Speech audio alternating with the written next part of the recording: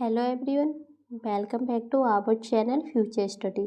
तो इस वीडियो में जो बीए प्रोग्राम के स्टूडेंट है सेमेस्टर फर्स्ट के हैं, जो डिसिप्लिन सब्जेक्ट है आपका एजुकेशन, इसके इम्पोर्टेंट क्वेश्चन विद आंसर आपको इस वीडियो में हम बताने जा रहे हैं।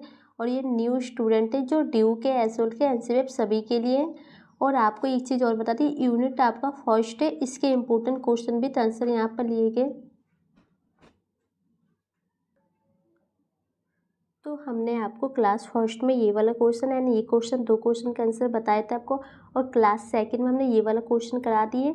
अभी हमारी क्लास थर्ड है, तो इसमें हम आपको क्वेश्चन नंबर जो 4 का आंसर कराने जाएंगे। एंड जो हमारी क्लास 4 आएगी उसमें 5 एंड 6 का आंसर करा देंगे। 4 क्लास में आपकी यूनिट कंप्लीट हो जाएगी। ठीक है, तो चलिए हम क्वेश्चन नंबर जो आपका 4 है इसका आंसर आपको इस वीडियो में हम बताते हैं। तो ये देख सकते हैं क्लास हमारी थर्ड है, इसमें हमने एक क्वेश्चन लिया, एक प्रक्रिया के रूप में शिक्षा से आप क्या समझते हैं, यही एक उत्पादक के रूप में शिक्षा से किस प्रकार भिन्न है। इस क्वेश्चन का आंसर आपको इस वीडियो में बताने जा रहे हैं। तो इसके जो प्रक्रिया के रूप देखिए, आपको इसी टाइप से जो ये रेड कलर की हेडिंग एंड एक्सप्लेन किया गया, इसी टाइप से आपको करना है। इससे ये होगा ना कि जो आपके पेपर में अच्छे नंबर मिलेंगे। तो जो आपका फर्स्ट पॉइंट है, शिक्षा एक सतत प्रक्रिया है, मतलब ये पीढ़ी दर पीढ़ी चलती रहती है, कभी भी नहीं रुकती है शिक्षा।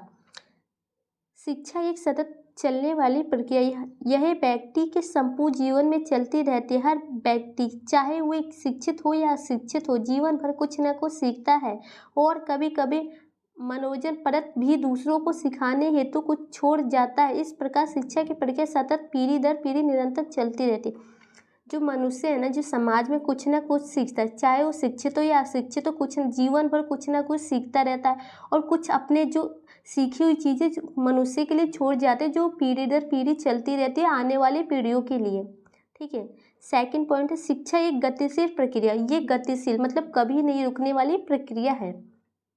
शिक्षा की क्रिया स्थिर नहीं रहती, बल्कि शिक्षा एक गतिशील रहने वाली प्रक्रिया है। इसकी प्रकृति गत्यात्मक है, जो सदैव आगे की ओर बढ़ती रहती है। इसकी गतिशील प्रकृति मनुष्य समाज को विकास की ओर ले जाती है। तो जो इसकी गति है ना, मनुष्य समाज को विकास की ओर ले जाती है। Second point. थर्ड पॉइंट है, शिक्षा एक सामाजिक विकास की प्रक्रिया है। तो जो एजुकेशन के द्वारा समाज का विकास होता है। तो देखिए, शिक्षा एक सामाजिक विकास की प्रक्रिया है। मनुष्य समाज में जन्म लेता है और उसका अभिन्न अंग होता है। तो जो मनुष्य का जन्म कहाँ होता है, समाज में होता है। समाज में रहने के नाते वो एक वहाँ की महत्वपूर्ण जरूरत जो अंग बन जाता है। समाज भी मनुष्य से ही बनता है, बिना मनुष्य के समाज का निर्माण संभव नहीं है। इसलिए अरस्तु ने मनुष्य को सामाजिक प्रणाली कहा है।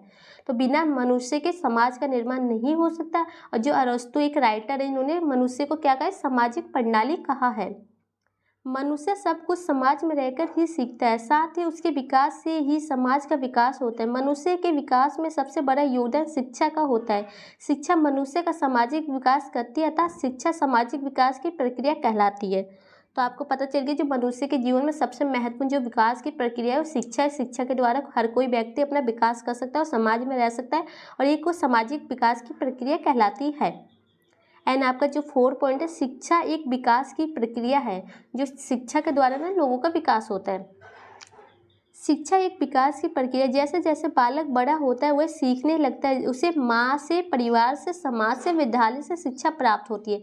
तो बच्चे की उम्र 5 साल है, वो बड़ा होगा तो 6 साल में जो अपने माता पिता से सीखता है, परिवार से सीखता है, अपने समाज में, विद्यालय में जब स्कूल जाना सीखता है, तो सब कुछ शिक्षा के द्वारा से सही गलत का ज्ञान होता है और उसका विकास होता है।